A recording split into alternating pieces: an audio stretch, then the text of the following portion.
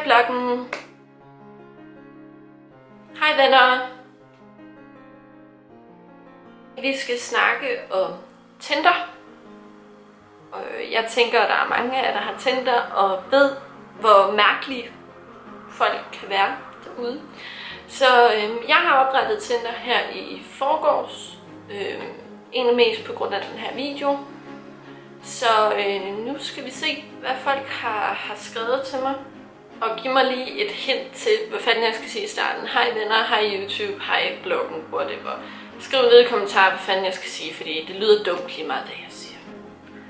Nå, lad os tage den første.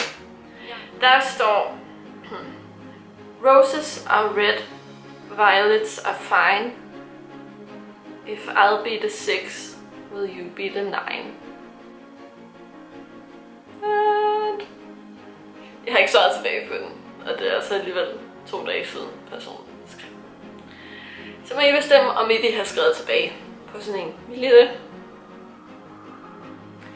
Den næste har seriøst skrevet, min far er stærkere end din far.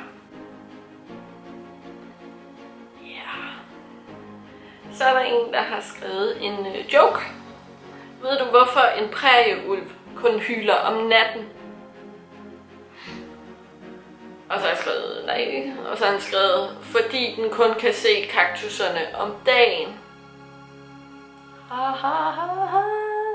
Altså den er lidt sjov, men den er ikke sådan vildt sjov. Så er der en, der har skrevet, banke banke på. Jeg har skrevet, hvem der? Han har skrevet Camilla. Det er mit navn, by the way. Og jeg skrev Camilla hvem? Og så har han skrevet, og den er virkelig dårlig. Så har han seriøst skrevet, kan Camilla drikke ud? Det kan jeg ikke, nej.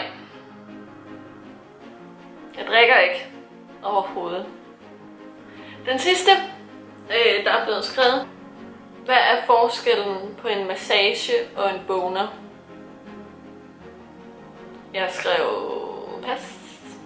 Det ved jeg ikke. Han skrev, du har ikke givet mig en massage endnu. Jeg ved ikke helt, hvor længe jeg holder den her Tinder åben, fordi mærkeligt.